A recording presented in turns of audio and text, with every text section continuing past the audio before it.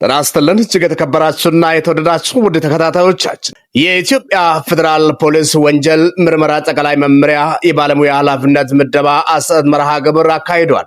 የወንጀል ምርመራ ጠቅላይ መምሪያ አዛዥ ክቡር ምክትል ኮሚሽነር ጀነራል ርስቱ ይርዳው በመርሃ ግብሩ ላይ ባስተላለፉት መልእክት የኢትዮጵያ ፌደራል ፖሊስ ሰራዊት ቀንና ሌሊት እየተጋ መስዋዕትነትን እየከፈለ የህዝብ ሰላምና ደህንነት በማስከበር በሰላማዊ ጸናች ሀገር እየገነባ ነው ብለዋል። ሰራዊታችን የተቋማችን ትልቁ ሀብት ኩራታችን የምንጊዜም ቢሆን የምንመካበት ክቡር ምክትል ኮሚሽነር ጀነራል ሰራዊታችን ለሀገር እየከፈለ ባለው መስዋዕትነት ልክ የሚገባውን ክብር እንዲያገኝ በሪፎርሙ ከፍተኛ ትኩረት ተሰጥቶት እየተሰራ መሆኑን በዛሬው ዕለት በይፋ የተደረገው የባለሙያዎች የኃላፊነት ምደባ ሪፎርም ካስመዘገቡባቸው ስኬቶች አንዱ ማሳያ መሆኑንም ተናግሯል።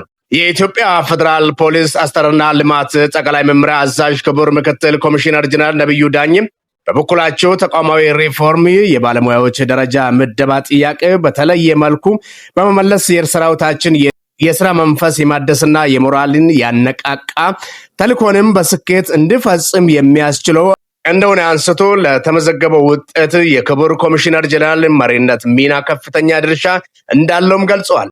ክቡር ምክትል ኮሚሽነር ጀነራል የምንጊዜም ሪፎርም ውጤት ያስመዘገበ በድል ታጅቦ የምንጊዜና ቀጣይነት ያለው አቃፊ አካታችና ኢትዮጵያ የሚመስል ፕሮፌሽናል ስታንዳርዱን የጠበቀ ተቋም ለመገንባት ያስቻለ መሆኑን ተናግሮ በተቋም ግንባታ ውስጥ የፖሊስ ሰራዊት ሚና ከፍተኛ መሆኑን የተገነዘብን ራዕያችን ለማሳካት ሁላችንም በጋራ መረባረብ ይኖርብናል ብለዋል። እጅግ አድርገን እናመሰግናለን። ቡዜ ኒውስን በቲክቶክ እና በዩቲዩብ ገጽ ሼር፣ ኮፒ ሊንክ፣ ሰብስክራይብ በማድረግ ከኛ ጋር እንድትሆኑ ለማለት እንወዳለን። ሰናይ ጊዜ እንመኛለን።